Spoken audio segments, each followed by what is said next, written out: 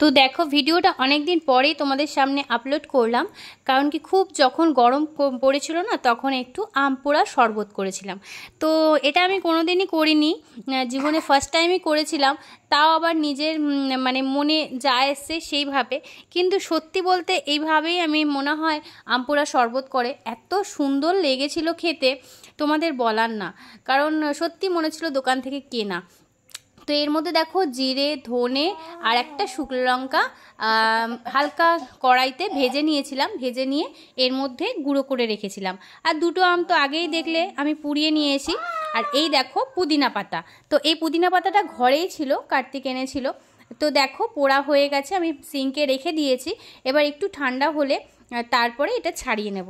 তো ছাড়িয়ে নেওয়ার পরে এটা হালকা করে ওই যে ঘষুনি আছে না, তো ওই ঘষুনি দিয়ে আমটা পুরো ঘষে নেব। তো দেখো ঘষাও হয়ে গেছে, আর আঁটি দুটো ফেলে দেব। তো এইবারে একটা মিক্সি জারে আম মানে যেটা আমি আমটা ঘষলাম সেই আমটা তার মধ্যে দিয়ে দেব, যেগুলো পেস্ট করলাম মানে গুঁড়ো করলাম ওই গুঁড়োটা, তারপরে পুদিনা পাতা একটু, তার মধ্যে একটু লবণ, সব কিছু মিশিয়ে নেব।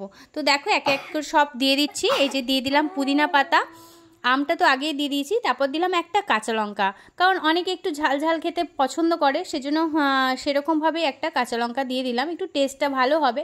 তার মধ্যে দিয়ে দিলাম আন্দাজ মতো নুন, যেরকম টকের সাথে যায়, যেরকম আমটা তোমরা খেয়ে বুঝতে পারবে।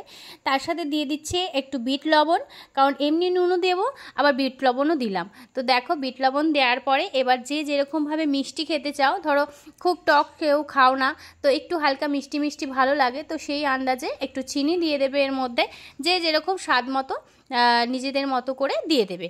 তো আমি এর মধ্যে 2 চামচ চিনি দিয়ে দিলাম। এবার চিনি দেওয়ার পরে, এটা আমটা খুব টক ছিল সেজন্য একটু বেশিই দিলাম চিনিটা। তো চিনিটা দেওয়ার পরে এবার ওই যে গুঁড়ো করেছিলাম যে মশলাটা, ওই গুঁড়ো মশলাটা এর মধ্যে দিয়ে দেব। তো একটুখানি গুঁড়ো মশলাটা রেখে দেব, আর রেখে বাদ বাকিটা এর মধ্যে দিয়ে দেবো। কারণ কি যখন ডেকোরেশনটা করব বা যখন আম পান্নাটা রেডি করব, তখন একটু গুঁড়োটা লাগবে, সেই কারণে একটু গুঁড়োটা রেখে দেবো, আর বাদ বাকি গুঁড়োগুলো সব দিয়ে দেবো। তো বুঝতেই পারছো আমার ভয়েস দিতে অসুবিধাই হচ্ছে, কারণ সাইড থেকে তোমাদের শোনার আওয়াজ পাচ্ছ তোমরা হয়তো, বুঝতে পারছি না, তাও তো ফোনটা মুখের কাছে নিয়ে চেষ্টা করছি। তো দেখো এর মধ্যে দিয়ে দিলাম একটু সামান্য ঠান্ডা জল। এবার সব মিলিয়ে এটা পেস্ট করে নেবো। তো দেখো সব মিলিয়ে এটা পেস্ট করে নিলাম।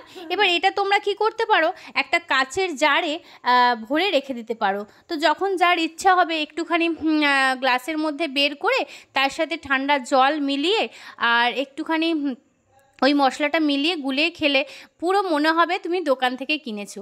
তো দেখো এর মধ্যে নিয়ে নিয়েছি, আগেই ভুলে গেছিলাম জলটা ঢালার আগে দেখানোর জন্য।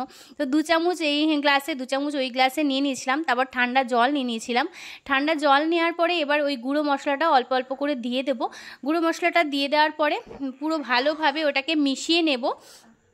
তো মিশিয়ে নেওয়ার পরে একটু ডেকোরেশন করছি, আর কিছুই না। তো গুঁড়ো মশলাটা দিয়ে দিলাম। এবার দিয়ে দেওয়ার পর এই মশলাটা এতটা টেস্ট হয়েছিল দেওয়াতে, মানে কি বলবো। তো চলো এটাকে নিয়ে গুলিয়ে নিলাম ভালো করে, তারপরে ভালো করে গুলিয়ে এবার ওর মধ্যে একটুখানি পুদিনা পাতা যে ডগাটা হয় ওটা দিয়ে একটু ডেকোরেশন করে দিয়েছিলাম। তো সত্যি কথা খেয়ে দারুণ লেগেছিল। তো আমি তো এরকমভাবে করবই, আর একটু যদি স্টোর করে রাখা যায় না, তো অনেক দিন এরকম খাওয়া যায়। তো আমি ফার্স্ট টাইম ট্রাই করেছিলাম বলে স্টোরটা করিনি, তাও অল্প করে একটু ছিল, পরের দিন আবার খাওয়া হয়েছে। তো তোমরা একটু যদি পারো একটু স্টোর করে রেখো। Bye bye.